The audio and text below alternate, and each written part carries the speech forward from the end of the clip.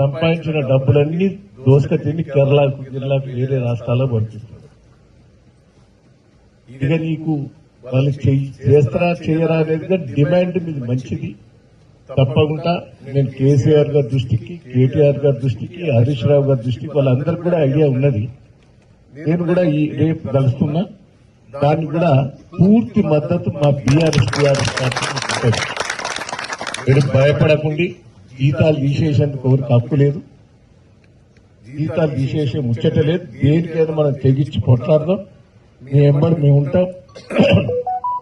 ఒకసారి మనం ఆలోచించుకోండి. మీరు ఎలక్ట్రిసిటీ డిపార్ట్మెంట్ లో పనిచేస్తున్నారు. నేను 40 ఏళ్ళ నుంచి రాజకీయాల్లో 7 సార్లు గెలిచిన. నేను ఒక రైతు బిడ్డను. కరెంటు లేక ఎంత గోసపడ్డామండి.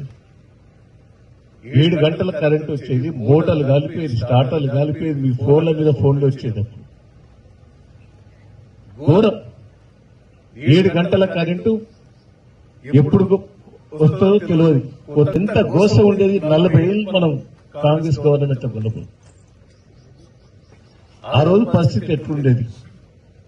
ఆది బయట నుంచి కరెంటు కొనుక్కొచ్చి మన రాష్ట్రం లోపల 24 గంటల కరెంటు ఇచ్చిన మహానుభావుడు కేసీఆర్ గారు.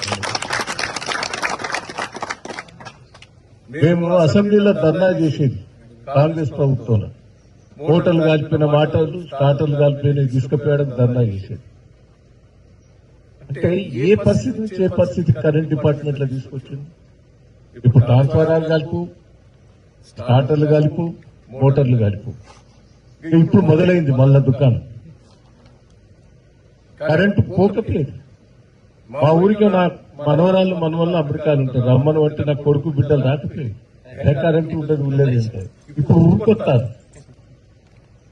అంటే దయచేసి మనం ఏ పీరియడ్ నుంచి కేసీఆర్ గారు రైతులను కాపాడాడు. ఎలక్ట్రిసిటీ డిపార్ట్మెంటే కాదు, గ్రామాలను బాగుపడ్డాడు, పట్టణాలు బాగుపడ్డాయి. ప్రతి ఒక్కరికి ఆయన మనసులో పడితే సాయం చేసే మనసత్వం కేసీఆర్. ఇక రేవంత్ రెడ్డి గారు ఏం దొరుకుతాయని చూస్తాను. మీకు ఇట్లా ఏమవుతాయి వాళ్ళకు? 3 ఏళ్ల నుంచి ఇక్కడ 2 ఏళ్ల సంవత్సరం నుంచి ధర్నాలో పాల్గొనలేదు. మీరు ఇలా పిలిచింది కాబట్టి మీ దగ్గరకు వచ్చాను. మొదలు శురువైందిగా పోరాటానికి సిద్ధమైతే మీరు ఏమి ఐదరపడకుండా ఉండేది. ఇంకా 2 ఏళ్లే తీసేస్తారని బెదిరిస్తుడు ఇవన్నీ భయపడకుండా మొండిగా జవాబు చెప్పాలి. అందరు యూనిట్ గా ఉండాలి. ఇబ్బంది కూడా పోకుండా చూసుకొని మీ వెనుక మేము ఉంటాం. బీఆర్ఎస్ పార్టీ ఉంటుంది. కేసీఆర్